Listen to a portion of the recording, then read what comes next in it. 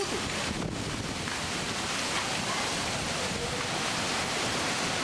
Caiu tudo, filha. Caiu. Caiu contra a casa.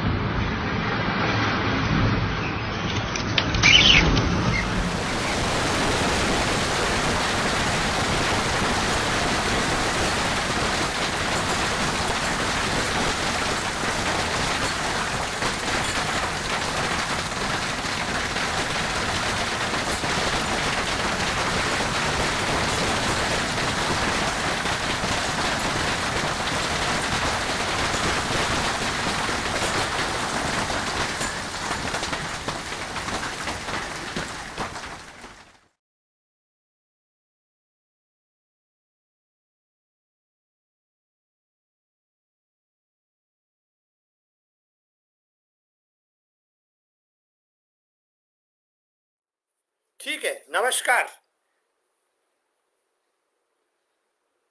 किसान भाइयों और कृषि से जुड़े अन्य जो वैज्ञानिक हैं और जो हमारे स्टूडेंट्स हैं जो एग्रीकल्चर यूनिवर्सिटीज़ में पढ़ रहे हैं, उन सभी को मेरा नमस्कार।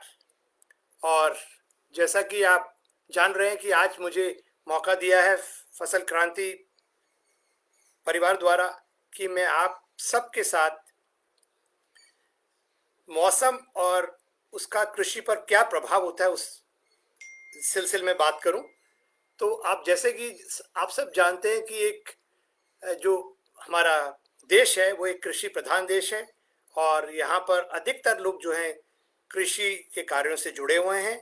और साथ साथ आप ये भी देखते हैं कि ये ज़्यादातर जो हमारे क्षेत्र हैं कृषि वाले, उसमें ज़्यादातर हिस्सा जो है वो असिंचित खेती का है, जिसे हम ड्राई लैंड एग्रीकल्चर भी कहते हैं। तो यानी ये मान के चलें ज़्यादातर जो किसान हैं हमारे भाई, वो ऐसी कृषि में जुड़े हुए हैं जो कि मतलब कि वर्षा पे और मौसम पे तो खैर निर्भर करती है, खासकर वर्षा पे। और वर्षा भी आपको मालूम है कि हमारे यहाँ समय पर ही आती है। एक तो यह मानसून सीजन रहता है या फिर जो हमारा सर्दियों का मौसम रहता है उसमें पश्चिमी विक्षोभ आते हैं। तो अब जब किसी क्षेत्र में आप कृषि करना चाहते हैं तो उस वहाँ की जो कृषि है वो दो कारणों पे मुख्यतः निर्भर करती है, वहाँ का मौसम और वहाँ की जलवायु। जलवायु होती है मतलब जो मौसम काफ़ी लंबी अवधि के आंकड़ों को हम मौसम के जब उसको जोड़ते हैं और उसके एवरेज निकालते हैं तो वो आपका एक जलवायु बन जाता है, जिसे हम क्लाइमेट कहते हैं। और मौसम जो होता है जो निरंतर बदलता रहता है, सुबह अलग होता है, दिन को अलग होता है, शाम को अलग होता है, रात को अलग होता है, ये बदलता रहता है बिल्कुल। तो एक सिंपल भाषा में कहें दोनों में फ़र्क समझने के लिए मौसम यानी कि और जलवायु में तो ये है कि मौसम जो है आपकी घड़ी की तरह है, हर सेकंड में बदलता जा रहा है। और क्लाइमेट जो है आपके कैलेंडर की तरह है। और एक दूसरे और सिंपल भाषा में समझाना चाहें तो उसको हम ये भी कह सकते हैं कि मौसम जो है वो आपका कहते हैं मूड है, जो कि मूड भी आपका देखा आपने अक्सर देखा होगा बदलता रहता है। और क्लाइमेट जो है आपका एक जिसे कहते हैं कैरेक्टर है, उस तरह से आप इसको समझ सकते हैं।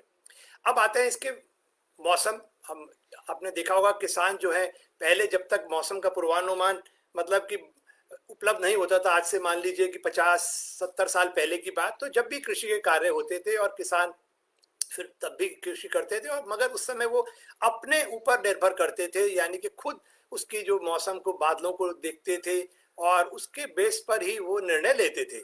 और साथ साथ जो है आप लोगों ने कई मुहावरे भी सुने होंगे घाघ और बदरी के, जो उसमें कहा जाता था कि पुरवैया आ रही है। तो उन लोगों के अपने ऑब्जर्वेशन के आधार पर उन्होंने अपने कुछ ये कहें तो मुहावरे बना रखे थे, और वो काफ़ी हद तक उनके लिए उस समय शायद ठीक भी चल रहते हों, और अभी भी कुछ जो है आजकल आज भी कारगर हैं। मगर ये सब जो मेथड्स थे बिल्कुल फुल प्रूफ नहीं थे, बिल्कुल कि जो 100% जो है आपको पूर्वानुमान सही मिल जाए। तो इसीलिए कहा जाता था कृषि जो है हमारे देश में एक खासकर अशिक्षित क्षेत्र में जो कृषि है वो एक जुए की तरह है, क्योंकि आपको मालूम नहीं है आपको कितनी वर्षा मिलने वाली है, कम मिलने वाली है, ज़्यादा मिलने वाली है, और ज़्यादा में भी तो और या सूखा पड़ने वाला है या बाढ़ आने वाली है। तो इस ये सब से जो है हमेशा किसान लोग परेशान रहते थे। पर जैसे जैसे विज्ञान ने प्रगति की और मौसम विज्ञान ने खासकर और प्रगति की, तो फिर उसके बाद से जो है हम लोग जो है मौसम का पूर्वानुमान जो है मौसम विभाग द्वारा दिया जाने लगा। और शुरुआत जब हुई तो काफ़ी सालों तक ये है कि हम लोग जो है मतलब कि 48 घंटे का पूर्वानुमान दिया करते थे, 24 से लेकर 48 घंटे का, जिसको कि मतलब शॉर्ट रेंज वेदर फोरकास्ट कहा जाता है, मतलब छोटी अवधि का मौसम का पूर्वानुमान।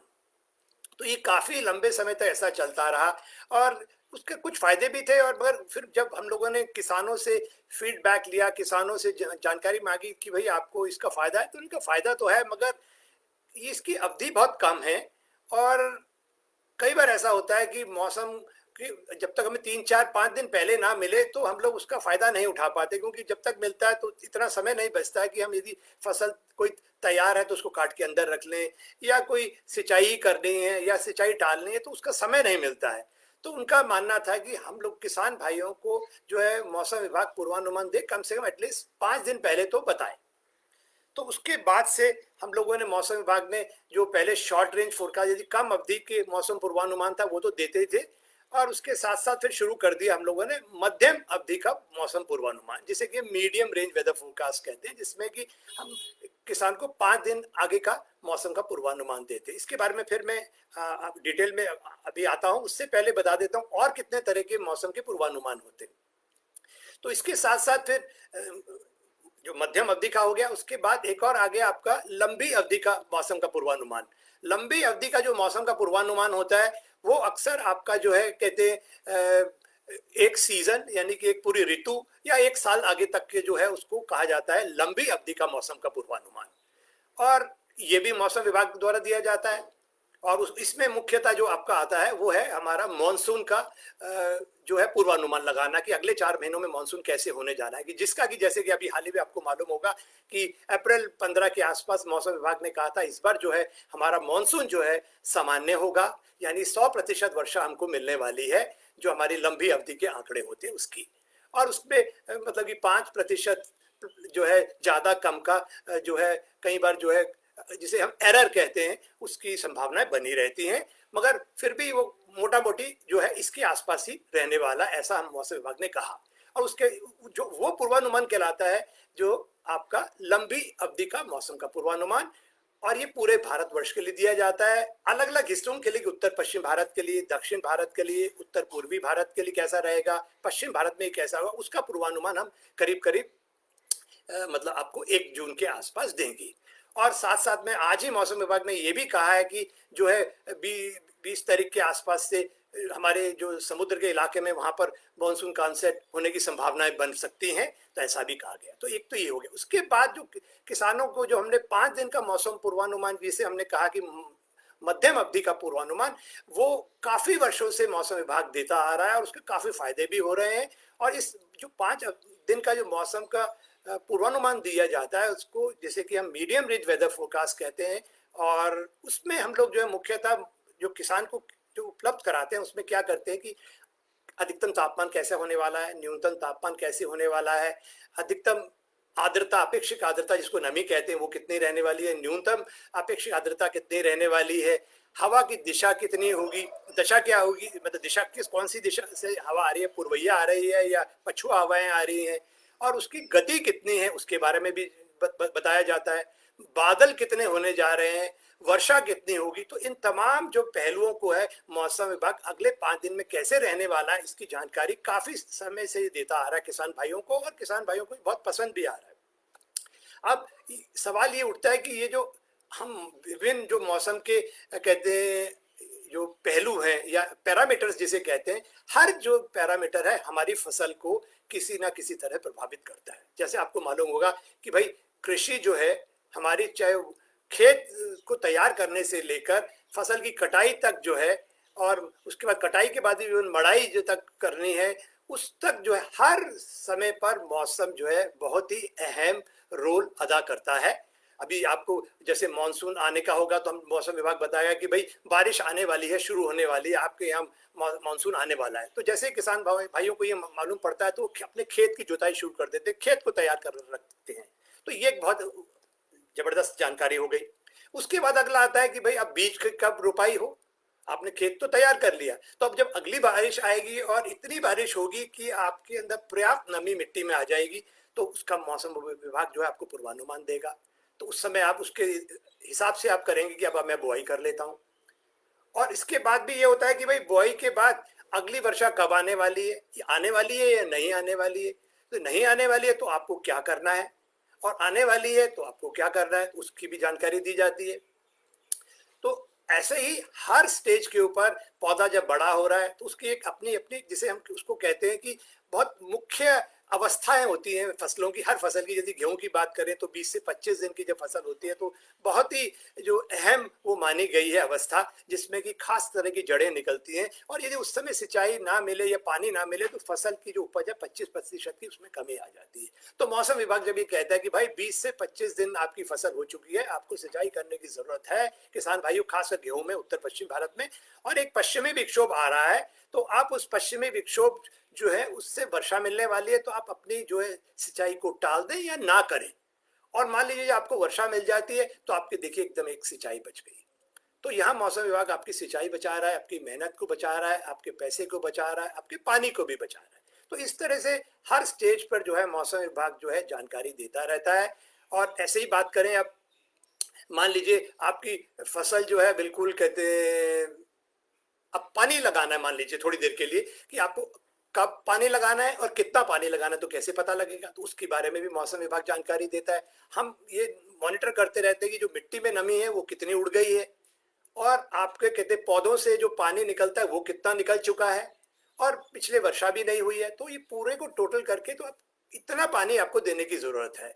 और यदि वर्षा नहीं आ रही है और आपके पास सिंचाई के साधन उपलब्ध है तो आपको सिंचाई देने के लिए कहा जाता है।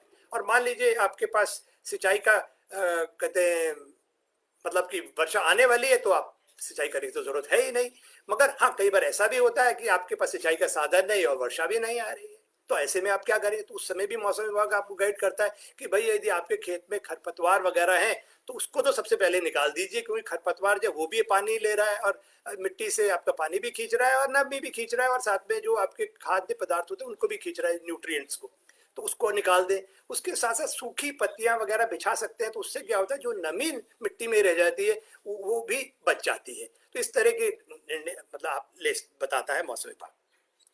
तो इस सबको करने के लिए मौसम विभाग ने एक बहुत बढ़िया तंत्र बनाया हुआ है, और उसको हम कहते हैं कृषि मौसम सेवा। और ये कृषि मौसम सेवा जो है मौसम विभाग जो है काफी सालों से इस सुविधा को किसानों को उपलब्ध करा रहा है।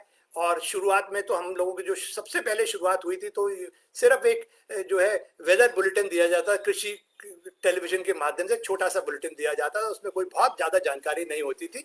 मगर जैसे जैसे मैंने कहा कि उसके बाद कहते कम अवधि का पूर्वानुमान शुरू हुआ, शॉर्ट रेंज वेदर फोरकास्ट 2 दिन का हुआ। फिर किसानों ने कहा नहीं साहब, हमें तो थोड़ा ज्यादा समय दीजिए जिससे कि हम सही समय पर निर्णय ले सके, तो 5 दिन का उनको पूर्वानुमान दिया जाने लगा, और ये काफी समय से दिया जा रहा है। अभी तो हम करीब करीब 130 ऐसे केंद्र हैं भारतवर्ष में जहां इसको दे रहे थे, और अभी हम उसको 130 से और बढ़ा के उसको 260 करने वाले हैं, और अगले 2-3 सालों में करीब करीब हम हर डिस्ट्रिक्ट में इस लेवल को, इस केंद्रों को खोलने स्थापित करने वाले हैं, और इसमें काफी प्रयास चल रहा है। तो इसमें हम करते क्या है कि जो मौसम विभाग जो है सुपर कंप्यूटर पर हमारे पास मॉडल रहते हैं, उसमें जो है शुरू का जो डेटा, जो आज जैसे तापमान कितना है, नमी कितनी, वो सारी जानकारी उस सॉफ्टवेयर में जाती है, और सुपर कंप्यूटर को रन करके फोरकास्ट जनरेट किया जाता है, यदि पूर्वानुमान निकलता है अगले 5 दिन का। अब वो पूर्वानुमान जो होता है वो हमारा पूर्वानुमान कहलाता है मशीन फोरकास्ट। अब क्योंकि जो हमारा मॉडल है, जो हमारा सॉफ्टवेयर है, वो तो परफेक्ट नहीं है।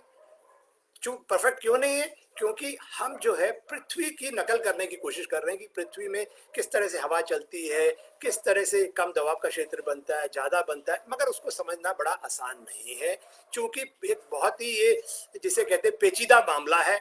और मौसम का पूर्वानुमान लगाने के लिए सिर्फ आपको एटमॉस्फेयर जिसे हम कहते हैं, हमारा जो मतलब कि वातावरण है, उसी को जानना जरूरी नहीं है, क्योंकि हमारा जो एटमॉस्फेयर है ये जुड़ा हुआ है हमारे समुद्र से।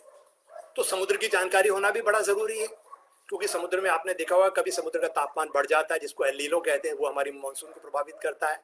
और कभी कभी आपने देखा होगा कि वो आपका कम रहता है तापमान, तो ला नीना कंडीशन रहती है। जैसे इस बार हम एल नीनो नहीं एक्सपेक्ट कर रहे, तो हम ये मान के चल रहे हैं मानसून अच्छा होगा।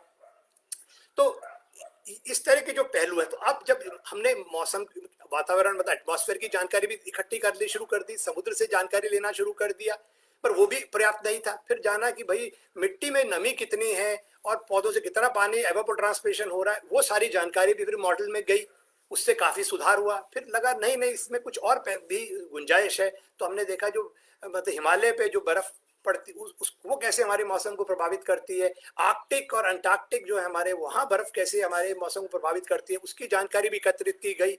और वो सारी जो है इन मॉडल्स में, उसको हम पहले समझते हैं और फिर उसको समझने के बाद मॉडल में इनकॉर्पोरेट कर देते हैं, जिससे कि मॉडल दिन पर दिन अच्छे होते जाते हैं। और यही एक कारण है कि पिछले कई सालों में जिस तरह से रिसर्च हमारे वैज्ञानिकों ने की, सभी तरह के हर विषय के वैज्ञानिकों, सबकी जानकारी इस मॉडल्स में, इन सॉफ्टवेयर में गई है और वो निरंतर वो अच्छे से अच्छे होते जा रहे हैं। उसके साथ साथ हमारे रडार जो है, हमारे सैटेलाइट है, सैटेलाइट से हमें बहुत जबरदस्त फायदा हुआ है। जब कई चीजें जो हमें जमीन पे नहीं मिल पाती है या हिमालय पे नहीं मिलती है या समुद्र के ऊपर, वो जानकारी हम सैटेलाइट से जुटा लेते हैं, वो सारी जानकारी भी इस सॉफ्टवेयर में जा रही है। तो ये सारा जो मॉडल बना, उसने प्रिडिक्शन तो दिया, पर मैंने जैसे आपको बताया कि वो मशीन फोरकास्ट है, वो 100% बिल्कुल ठीक नहीं होगा। तो उसमें अभी नेक्स्ट प्रोसेस क्या है, वैल्यू एडिशन। वैल्यू एडिशन की मतलब जो मेरे पास अपना एक्सपीरियंस है और जो मेरी सिनॉप्टिक मेथडोलॉजी है कि कम दबाव, जो मेरा अपना वो सारों को हम जो अपना एक्सपीरियंस उसको भी इसके साथ जोड़ देते हैं, तो ये बन जाता है मैन मशीन मिक्स। और उससे जो है इसमें काफी सुधार होता है, ऐसा देखना आया है। और ये जो फोरकास्ट जब बनती है 5 दिन की, इसको हम लोग क्या करते हैं, हम लोगों ने अपने हर स्टेट के अंदर जो एग्रोमेट फील्ड यूनिट खोले हुए हैं या डिस्ट्रिक्ट एग्रोमेट यूनिट्स खोले, उनमें एक टीम रहती है एक्सपर्ट की, उनको दे दिया जाता है। वो जो टीम होती है अक्सर जो होती है एग्रीकल्चर यूनिवर्सिटीज में होती है, हमारी कृषि विश्वविद्यालयों के अंदर या कृषि विज्ञान केंद्रों में इस तरह की यूनिट्स खुली हुई हैं।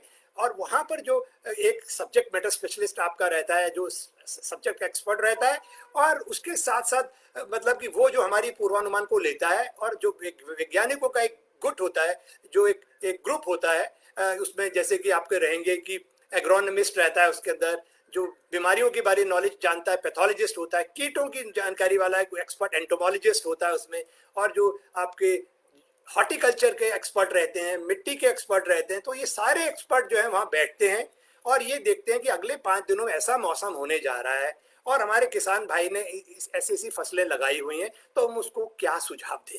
तो ये बन जाता है मौसम पे आधारित कृषि सलाह। तो ये सलाह जो है काफी समय से जो है हमारा विभाग जो है इन किसानों को, और इन ये जो टीम्स हमारी बनी है एग्रोमेट फील्ड यूनिट, इसके माध्यम से पहुंचा रहा है।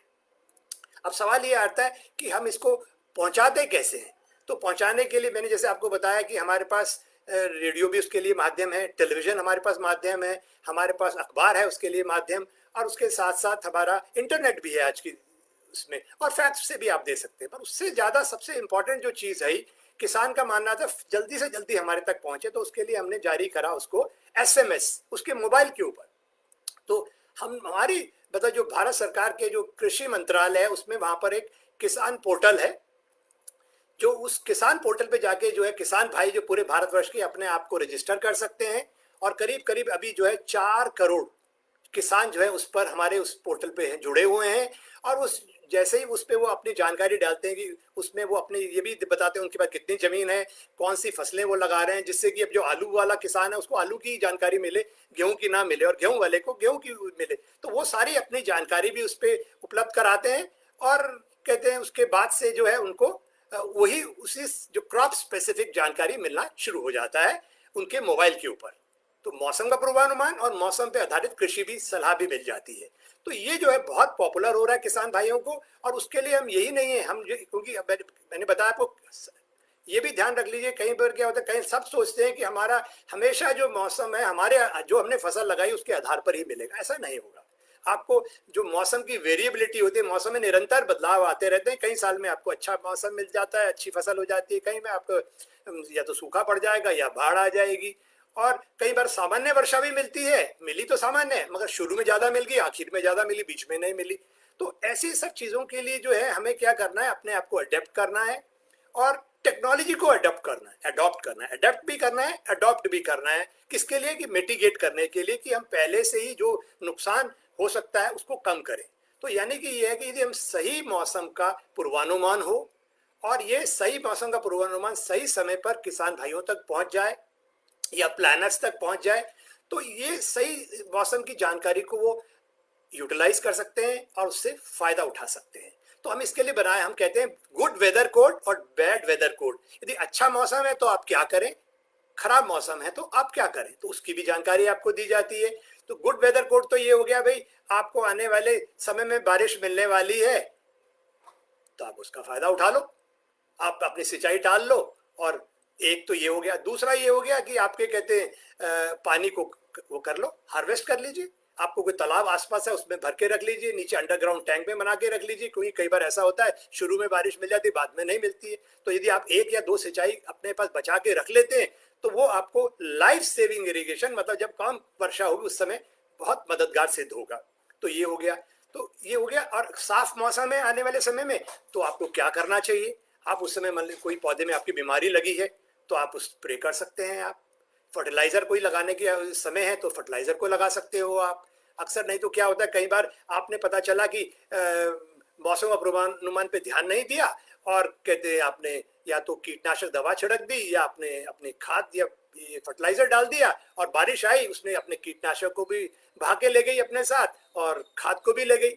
और खाद या तो नीचे चली जाएगी, अपने जमीन में लीचिंग हो जाएगी तो वो भी नीचे अंडरग्राउंड वाटर को खराब करेगी, या तालाब में जाएगी उस पानी को प्रदूषित कर देगी, कीटनाशक उसमें चले जाएंगे और वही कीटनाशक जब मच्छियां उसको खाएंगी या पौधे खाएंगे, उन पौधों को आप खाओगे तो फिर वही केमिकल सारे आपके शरीर में जाएंगे, कैंसर और आपके लिए प्रॉब्लम क्रिएट करेंगे।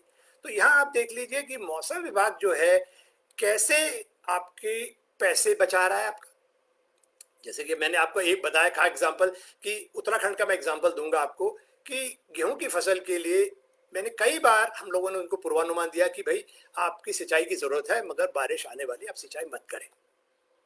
तो आप बताइए, आपका इरिगेशन बच गया, आपकी सिंचाई बच गई और 1 हेक्टेयर को सिंचाई करने के लिए खर्चा करीब करीब आता है आपका 500 रुपया। तो अब आप ये मान के चलिए 7 लाख हेक्टेयर सिंचित भूमि है यदि उत्तराखंड में है, मान लीजिए 1 लाख हेक्टेयर सिंचित भूमि वाले किसानों ने इस जानकारी को सुना, तो आप सोचिए 1 लाख को आप 5,000 से गुणा करिए, कितना लाभ हो गया आपको बैठे बैठे ही। तो मौसम विभाग आपका पैसा बचा रहा है। अच्छा, दूसरी बात, आपका पानी बचा दिया, क्योंकि आपने सिंचाई करते तो वो जमीन से आपने बिजली लगानी थी, जमीन से आप पानी निकालते और उसको पानी देते, तो आपकी मेहनत बची, आपका पानी बचा, आपके पैसे बचे और आपकी जो जो डिसीजन मेकिंग करनी है उसमें भी आपको फायदा हो रहा है। आपको डिसीजन लेना है भाई, अब यदि मेरे को मान लीजिए अभी वर्षा नहीं है और यदि आपको सिंचाई करनी है तो कितनी सिंचाई करनी है, कब करनी है, वो जानकारी भी मौसम विभाग देता है। तो ऐसे कितनी चीजें हैं, जैसे मैंने गेहूं का एग्जांपल दिया, ऐसे लीची का एग्जांपल मैं आपको दूंगा। लीची यदि जो आपका मई का महीना जब आता है तो यदि 35-37 से ऊपर तापमान चले तो लीची जो है फटने लगती है।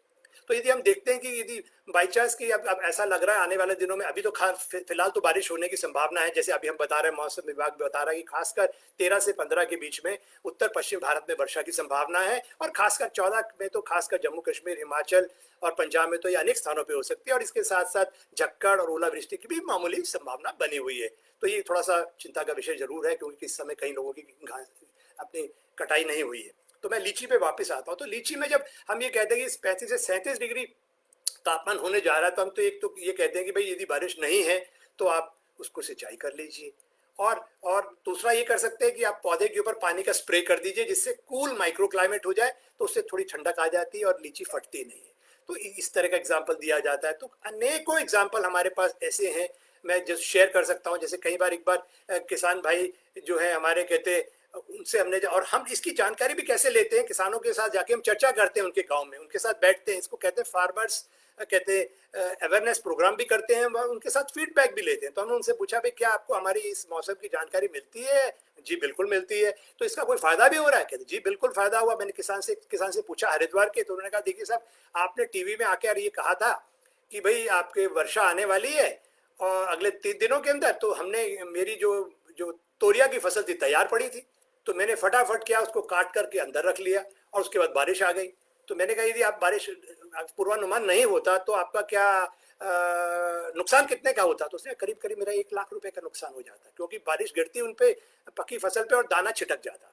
तो इस तरह अनेकों एग्जाम्पल हैं जहां मौसम विभाग ने सही पूर्वानुमान देकर और जो हमारी कृषि यूनिवर्सिटीज हैं, एक्सपर्ट्स हैं, उनके साथ मिलकर जो इस तरह की हिदायत दी हैं, उनको एडवाइजरीज दी हैं, उससे किसानों को निरंतर बहुत ज़्यादा फायदा हो रहा है। अभी हम कुछ ही फसलों की दे रहे हैं, आने वाले समय में हम ज़्यादातर सारी फसलों को कवर करेंगे और जो हमारे करीब करीब मुझे लगता है 9 करोड़ के करीब किसान जो है वहां तक हम पहुंचने का हमारा टारगेट है। अगले 1-2 साल के अंदर हम उन सब तक पहुंचेंगे तो उनको बहुत लाभ देंगे। एक और एग्जांपल आपको देना चाहूंगा कि एक बार एक किसान का फोन आया कि भाई आपने कहा कि बारिश आने वाली है, तो मैंने कहा जी हमने बिल्कुल कहा है। तो कहते हैं, मैंने कहा क्यों पूछ रहे हैं आप? कहते जी हमने मुझे आलू निकालना था, वर्षा कब से आएगी? तो नहीं वर्षा तो रात्रि को आएगी अभी, तो ये सुबह सुबह की बात है। तो मैंने कहा कोई बात नहीं, कितना टाइम लगेगा आपको? मैंने कहा 5 से 6 घंटे लगेंगे। तो हमने कहा कोई बात नहीं, आलू आप निकाल लो।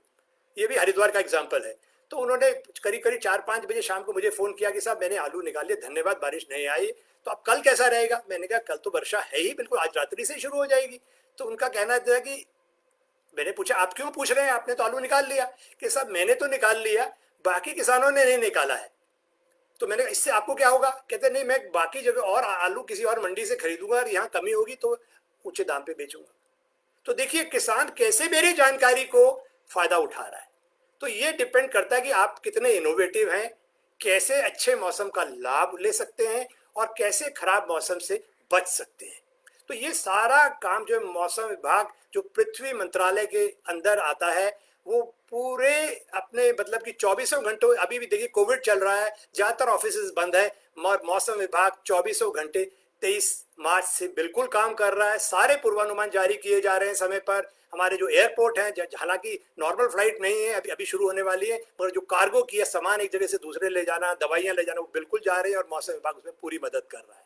तो मौसम विभाग किसानों को ही नहीं, बाकी लोगों को भी समय समय पर जो वेदर होता है उसके बारे में जानकारी देता है। मगर कई बार चीजें ऐसी भी होती है, इसके अलावा जैसे फ्रॉस्ट है, सर्दियों के दिनों में आपने नोट करा होगा, अक्सर तापमान जब जो हमारा न्यूनतम तापमान जिसे हम स्टीफनसन स्क्रीन में करीब करीब 1.5 मीटर की 4.5 फीट की या कह लें हाइट पर नापते हैं, जब वो 4 डिग्री तक पहुंच जाता है उस समय जमीन का तापमान 0 डिग्री पहुंच जाता है और उस समय पाला पड़ जाता है। और पाला कई बार फसल को पूरा खत्म कर देता है, मटर वगैरह का अन्य फसलों को तो बिल्कुल तबाह कर देता है, चनाई को भी। तो ऐसे में जब हमें लगता है कि ये आने वाले दिनों में तापमान 4 डिग्री या 4 से नीचे गिर सकता है, तो मौसम विभाग कहता है देखिए किसान भाइयों अगले दिनों में तापमान गिरने वाला है, या तो आप हल्की सिंचाई कर ले, क्योंकि सिंचाई जब आप करते हैं तो उससे तापमान बढ़ता है, और या तो आप पलवार बिछा दे, सूखी पत्तियां, जिससे कि आपके जो है जो रेडिएशन वापस जाती है वो नहीं जा पाएगी और तापमान आपका गिरेगा नहीं और बना रहेगा और पाले से आपका बचाव हो जाएगा। तो ये भी एक होता है।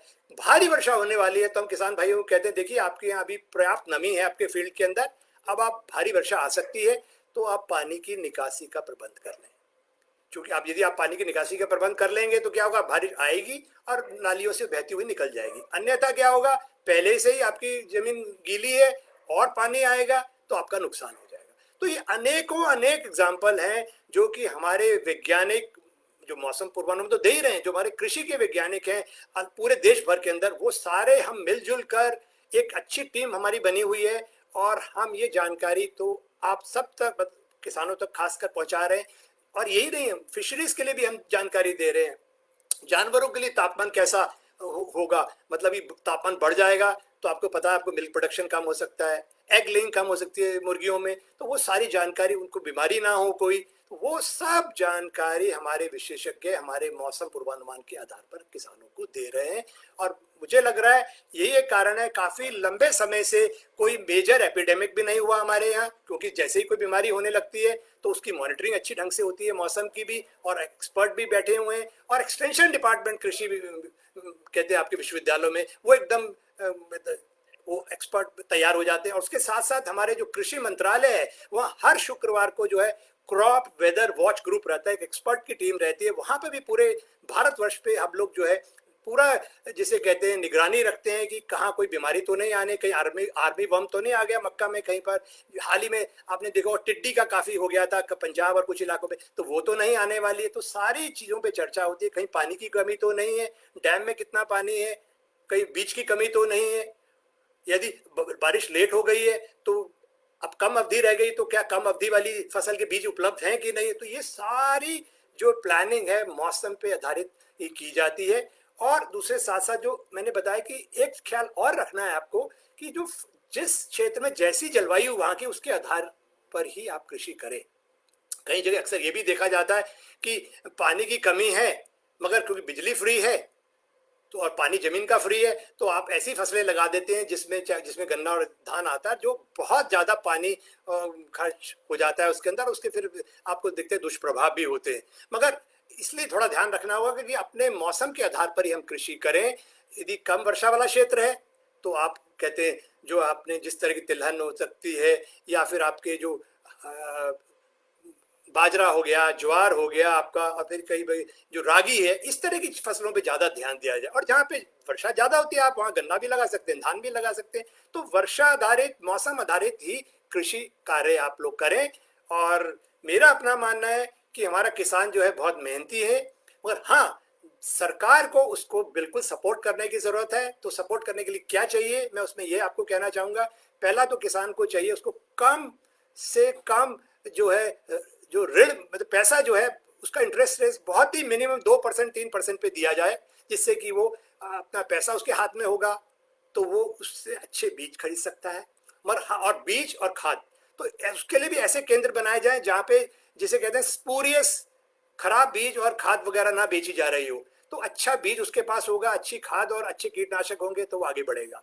अब उसने क्या किया, अपना आपने कहते हैं आपके पास पैसा आ गया, आपने बीज खरीद लिया, अच्छा अच्छा क्वालिटी बीज है आपके पास, आपने उसकी बुआई कर दी। अब चलिए वर्षा आई, आप मिल गई। अब हो सकता है थोड़ी देर उसकी वर्षा आपको समय समय हर समय तो मिलेगी नहीं, तो उसके लिए एश्योर्ड इरिगेशन, एक और दो इरिगेशन, क्योंकि 4-5 इरिगेशन फसल को चाहिए होते हैं, और 2-3 आपको वर्षा से मिल गया, और 1 या 2 आपने यदि अपना पानी बचा के रखा है खुद हार्वेस्ट करके, या आपको कैनाल से या किसी तालाब से मिल जाए, तो आपकी फसल पूरी निकल जाएगी। तो अब क्या हो गया, आपके पास एश्योर्ड इरिगेशन भी हो गया, मतलब पैसा भी आ गया, अच्छा बीज भी है आपके पास, सिंचाई के साधन भी है, सिंचाई भी है, और अब आपकी फसल भी अच्छी हो गई। मगर कई बार अक्सर देखा जाता है फसल अच्छी है तो बाजार में उसको दाम नहीं मिल रहा है। तो ये सरकार का वो जिम्मेदारी है कि उसको दाम, बिल्कुल अच्छा दाम मिले किसान भाई को मेरे, उसको ऐसा ना। और ये भी एक ध्यान रखा जाए, हमारी गवर्नमेंट सर्वेंट जो है उनकी सैलरी तो मुझे लगता है पिछले 30-40 साल में 150 गुना बढ़ गई है, मगर किसान की उपज की शायद फसल की जो उसको जो पैसा मिल रहा है वो उतना नहीं मिला है। तो मुझे लगता है वो भी किसान को जो है अच्छा दाम मिलेगा, तो मुझे लगता है हमारा किसान जो है बिल्कुल आगे प्रगति करेगा। और बड़ी अच्छी बात है कि इतना बड़ा देश है और हमारे किसान जो हमारा अन्नदाता है हम सबको खिला रहा है, और यहाँ किसी चीज़ की कमी नहीं है, और निरंतर हमारा प्रोडक्शन बढ़ता जा रहा है। तो मेरा ये कहना है, यदि सरकारें, चाहे वो केंद्रीय सरकार हो और या तो प्रदेश की सरकारें हों, वैज्ञानिक हो चाहे वो केंद्र के हों या स्टेट के, और किसान, ये सब मिलके जो हमारा अच्छी टीम बनी है, और ये मिलकर हम बहुत अच्छी सुविधाएं जो है किसान भाइयों को दे रहे हैं, और उसका लाभ आपको सबको मिल रहा है। और मैं आपको एश्योर करना चाहता हूं, दिन पर दिन जैसे जैसे हमारे टेक्नोलॉजी बढ़ रही है, हमारे कम्युनिकेशन के साधन अच्छे बढ़ रहे हैं, हमारे कंप्यूटर्स अच्छे से अच्छे होते जा रहे हैं, हम और अच्छा पूर्वानुमान आपको देंगे जिससे कि आप अच्छे मौसम का लाभ उठा सकें और खराब मौसम के दुष्प्रभाव से बच सकें। धन्यवाद।